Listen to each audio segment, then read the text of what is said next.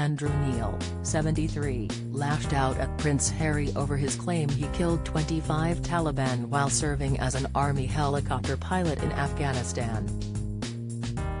The broadcaster predicted that the confession, made in his upcoming memoir, Spare, will do him the most long-term damage by far. The This Week star claimed he doubts the royal will recover from the incendiary revelation, which has prompted fears of heightened security risks for himself and the UK. Andrew said, but it is the excruciating stuff about Taliban kills which will haunt him and his family for some time to come. It is unseemly, unnecessary and, most important of all, un-British. It amounts to a watershed in public perceptions of him, from which there is no turning back. Even the Americans, hitherto far more sympathetic to Harry and Meghan than the Brits, are turning on him. Andrew went on to say it was unsavory of the Duke to be proud of kills made from the world's most advanced and sophisticated attack helicopter when the enemy was armed largely with Soviet-era AK-47 rifles. In his new column for the Daily Mail, the journalist went on to accuse Harry of breaching the long-standing convention among British military veterans of all ranks that they don't talk much about the wars they waged, and never about kills.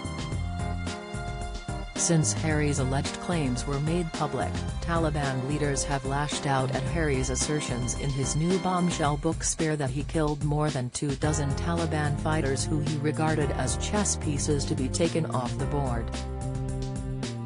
One leader branded the Duke of Sussex a loser, while another accused the 38-year-old of war crimes.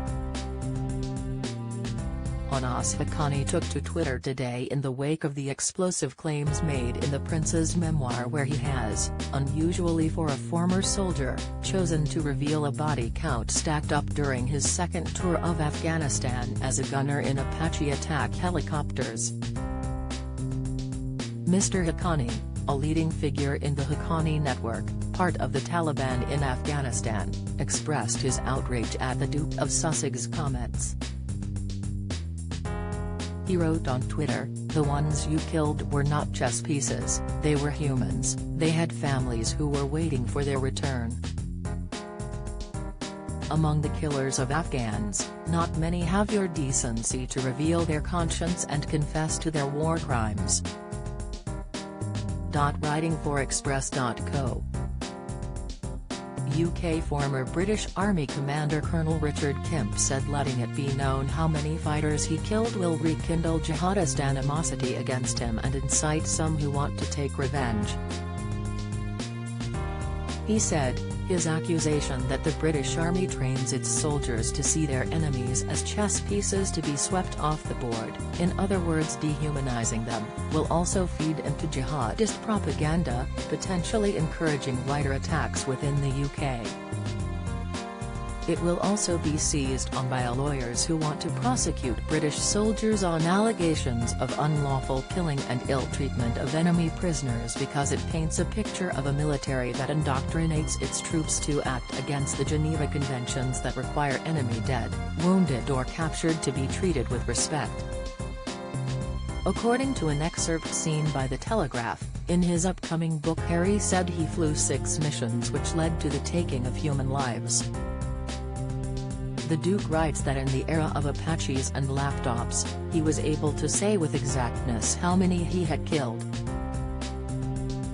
He wrote, "And it seemed to me essential not to be afraid of that number. So my number is 25.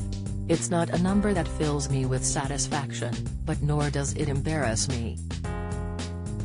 In episode 3 of the Sussex's Netflix series, Harry says of his military service, 2 tours in Afghanistan, flying Apache helicopters on a military base means that you grow up pretty fast. Harry was known as Officer Cadet Wales at the Royal Military Academy Sandhurst during a 44-week training course, according to Veteran Life magazine. After training, he received his commission as an officer in the British Army, joining the Blues and Royals.